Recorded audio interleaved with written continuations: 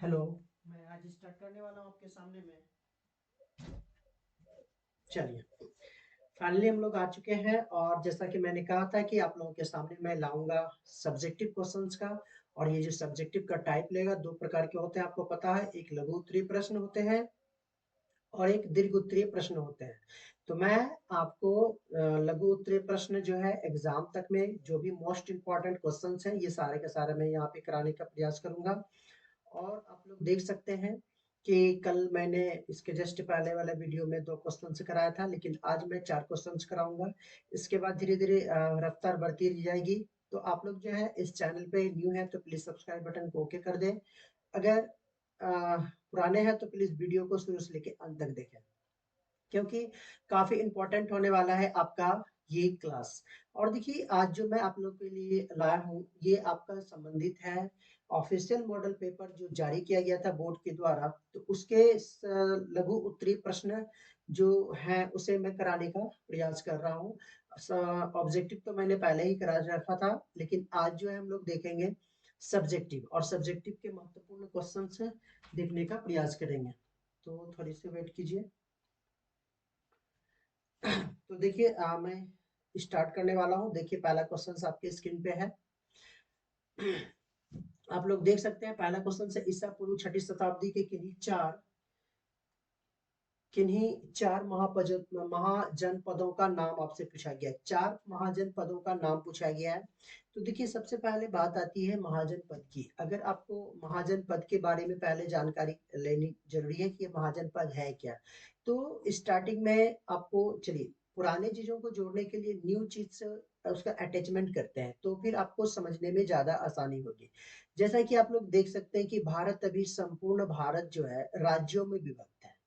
28 राज्य में ये क्या हो चुके हैं, विभक्त है। इसी प्रकार से प्राचीन काल में भी भारत जो है, संपूर्ण भारत जो है वे बटा हुआ था। तो वो बटा हुआ तो कैसे था, इस अभी राज्य बोलते हैं, उस समय हम लोग महाजनपद बोला जाता था।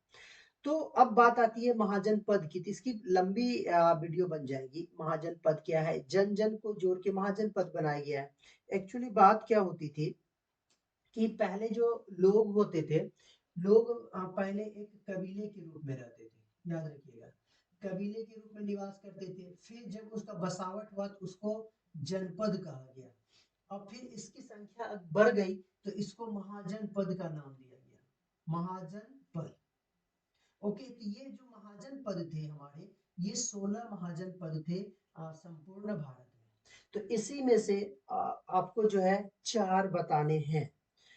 और ये 4 जो हम लोग बताएंगे, तो पहला हम लोग कोई भी आप 4 ले सकते हैं 16 में से, क्योंकि आपके क्वेश्चंस के अनुसार से जो है 4 ही बताने। तो काशी ले सकते हैं, कौशल ले सकते हैं, मगध ले सकते हैं, अंग ले सकते हैं, आ, उसके बाद कौशाम्बी ले सकते हैं, बहुत सारा है। लेकिन हम लोग 4 मुख्य रूप से यहाँ पे लेने का प्रयास कर रहे हैं, जो आपके स्क्रीन पे दिखाई दे रही है। ओके, अब कहता है कि इसी समय से लोहे का ज्ञान अगर जानकारी हुई थी, जब छठी सती शताब्दी में ही हमको हुई थी।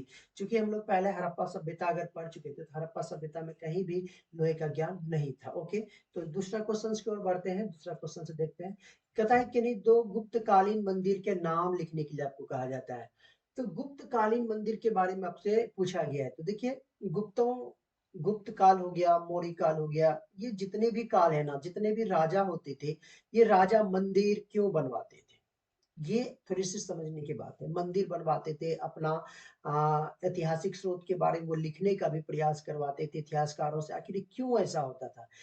ताकि उसका, देखिए, अगर वो मंदिर मस्जिद वगैरह बना रहते थे, इसका प्रमुख कारण होता था कि आने वाला जो जनरेशन होगा ना, ये जनरेशन जान सके कि उसके पूर्वजों ने क्या किया, किस प्रकार का उसका वैभव था, उसका शौर्य था, उन्होंने कितने क्षेत्रों को जीता, कितनों को हारा। ये सारा का सारा जो है ना, दिखाने के लिए, प्रदर्शित करने के लिए जो है इन्होंने मंदिर वगैरह सब बनवाए थे। तो इसी में से जो प्रमुख मंदिर हैं यहाँ पे गुप्त कालीन की, इसको हम लोग देखेंगे।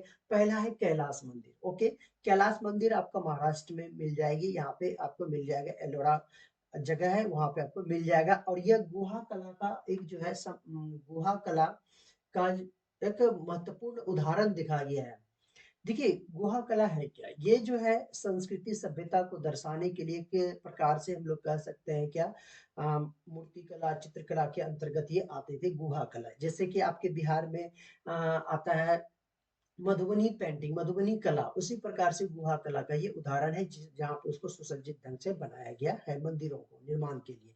इसके बाद इसको बनाया था किसने, इसको बनाए थे राष्ट्रकूट शासक थे कृष्ण प्रथम, इनके द्वारा ये बनाया गया था आपका कैलाश मंदिर, पहला हो गया।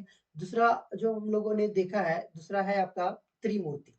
त्रिमूर्ति भी आपका कहाँ पे है, तो ये आपका महाराष्ट्र में ही एलिफेंटा में मौजूद है। तो ये भी आपको यहाँ पे देखने को मिलेगा। देखिए आप लोग को घबरानी नहीं है, होती क्या है कि थोड़ा सा लिंक वगैरह चली जाती है, तो अगर वीडियो नहीं भी दिखे तो आपको सुनना है क्योंकि आवाज हमारी जाएगी। देखिए एलिफेंटा जिसमें शिव के 3 मुख दिखाए गए हैं, इसीलिए इसको त्रिमूर्ति कहा गया है। ओके, चलिए नेक्स्ट क्वेश्चन की ओर बढ़ेंगे और देखेंगे कि नेक्स्ट क्वेश्चन है क्या। चलिए हम लोग फाइनली आ चुके हैं, थोड़ा सा 1 मिनट, क्योंकि नेट जाने के बाद जो है ना तो ये थोड़ा सा सिस्टम चेंज हो जाती है। खैर कोई बात नहीं है, हम लोग देखेंगे। 1 सेकेंड। चलिए अब हम लोग देखेंगे तीसरा क्वेश्चन। तीसरा क्वेश्चन है प्राचीन काल में वर्णित 4 वर्णों के नाम लिखे, है ना, 4 वर्ण के नाम आपको बताना है। तो देखिए वर्ण के बारे में थोड़ा सा आपको बता देना चाहता हूँ। वर्ण शब्द जो है संस्कृत के व्री धातु से लिया गया है। किस धातु से लिया गया है, व्री धातु से लिया गया है किसको, वर्ण को। ओके, व्री धातु से लिया गया है जिसका शाब्दिक अर्थ होता है वर्ण करना, वर्ण करना, जिसका शाब्दिक अर्थ क्या होता है, वर्ण करना या फिर चुनना, चुनना। तो यहां से अब देखिए यहां से ही निकाला गया है, चुना जाता है ना।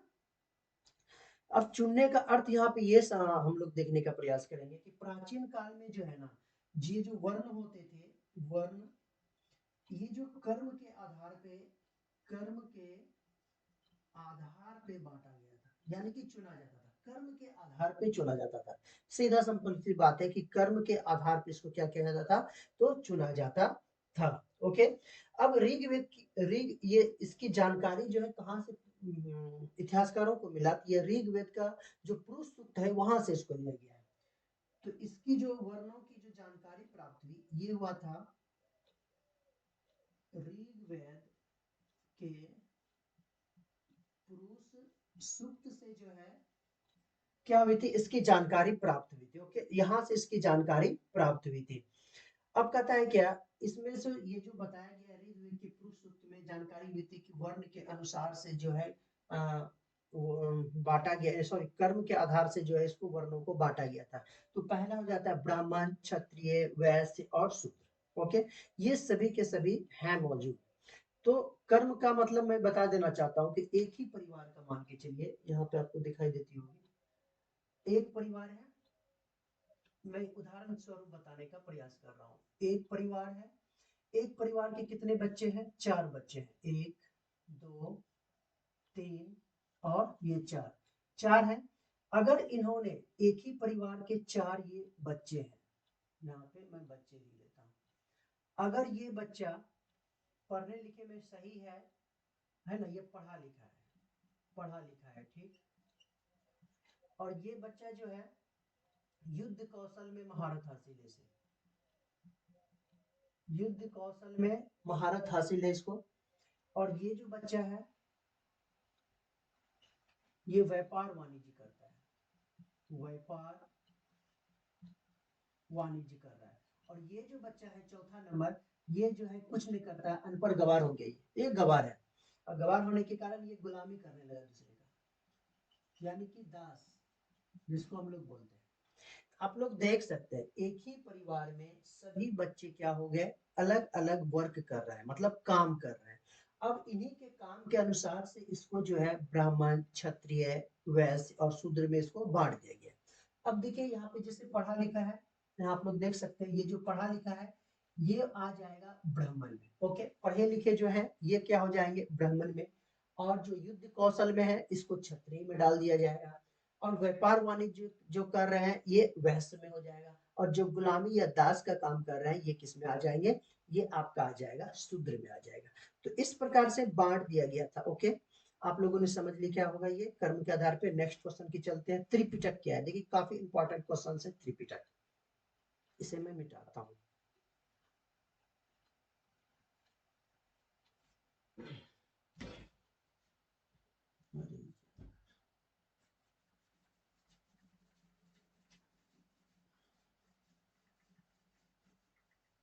देखिए त्रिपिटक के बारे में हम लोग देखेंगे। ओके, त्रिपिटक क्या है, गौतम बुद्ध के मृत्यु के बाद, ओके, गौतम बुद्ध की जैसे ही मृत्यु हो जाती है तो उसके अनुयायी क्या किए, अनुयायियों ने गौतम बुद्ध के जितने भी ज्ञान थे उसको संग्रहित किया, जमा किया, और जमा करके उसको लिखा, जिसमें 3 भाग में उसको लिखा गया था।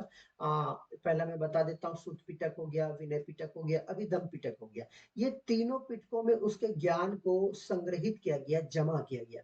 इसलिए इसका शाब्दिक अर्थ अगर पूछा जाएगा त्रिपिटक का, 3 टुकड़ियों जिसमें पुस्तक रखी जाती थी। ये हो गया आपका त्रिपिटक से संबंधित। ओके, अब इसके ज्ञानों को प्रचारित प्रसारित करना था तो उन्होंने जगह जगह क्या किया था, बौद्ध संगीतियां वगैरह भी कराने का प्रयास किया था, जिसमें उसी के ज्ञान को क्या किया जाता था, बताया जाता था।